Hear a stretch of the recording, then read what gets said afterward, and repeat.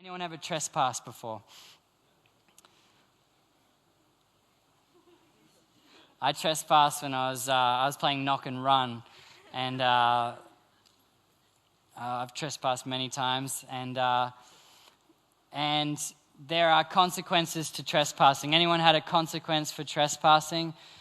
Yep, some of you got away with it. That's good. The grace of God. That's good.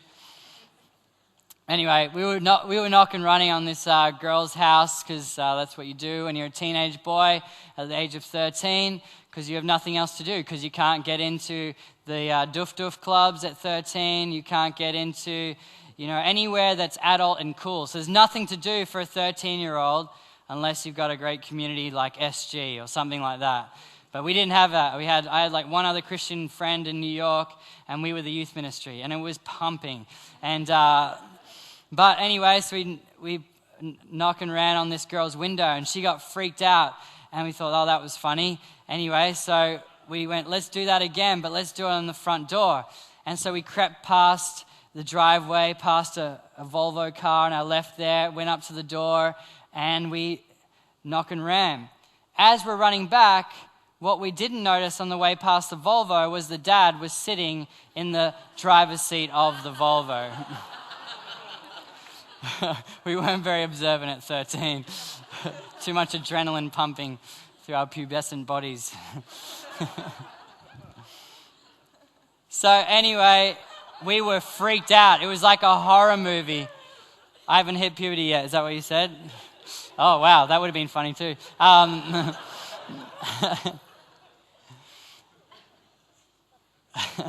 I'm so distracted now. Anyway, it was like a horror movie. The dad was sitting in the front seat, and we just, those moments you just freeze. You're like, oh no, this is bad.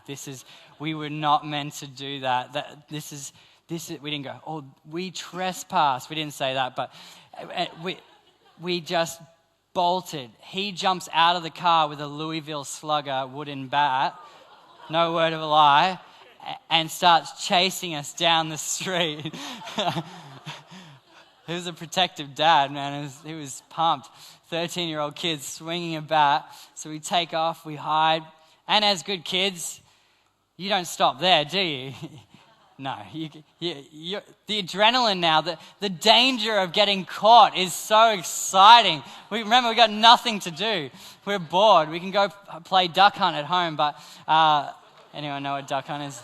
That was the rage at the time. It was like Nintendo Wii. It was amazing, with a gun shooting ducks. And so anyway, we go back, we creep up, and we go, let's do it one more time. So we knock and run, and the car wasn't in the driveway this time. I don't know, I think it was around the corner or something. We knock and run. He must have been watching us from the corner. This time he turns on the car and revs it and comes around, and we start running down the road, and he tries to run us over with the Volvo. So we're running and jumping fences, and meanwhile he's called the cops as well. So now the cops come. I'm hiding in this little tree house at the back of someone's house, just going, dear Lord, I got saved in that tree house. It was amazing, and I'm so sorry. But my point is that when you trespass and you're not where you're meant to be, there are consequences for that trespassing. But who's ever received a gift? Anyone? A free gift. If you haven't, come see me afterwards. I'll just buy you one, because I really want to bless you. But a free gift is nothing like the trespass. You're not going into a place or going into something that is not yours. It is given freely to you, not because you've tried to take a hold of it, not because you've worked for it, not because you have earned it, but it's a gift, just out of love, out of grace towards you. And so Paul describes this here. On Sunday morning, something really powerful happened to me. I was listening to Pastor Chris Pringle speak about an experience she's had and how God has changed her, and I realized that I don't know how this happened, but I had this niggling thought in my mind that I can't remember when I was born again. And that's not a thought you want to have necessarily. But because I've been in church every single week of my life, I felt doubt creeping into my heart, and it was like the enemy trying to steal this free gift from me. And I think because I've been in religious services and been a part of this thing, that you got to understand that the devil is divisive and deceiving, and he will try everything he can to corner you into a position where you can walk away from God, or you can lose your salvation, or you can, I don't know how all the spiritual dynamic works, but what I do know is that he is out to destroy your life. He is out to destroy you. And anyway, long story short, it's been kind of, I guess, something that's been building in me, and I always think, oh, it's so great, someone had this amazing transformation. They were, a drug addict, and then they received Christ in their bedroom, or, they maybe you were, an atheist, and God revealed himself to you. Well, I've just been in this my whole life.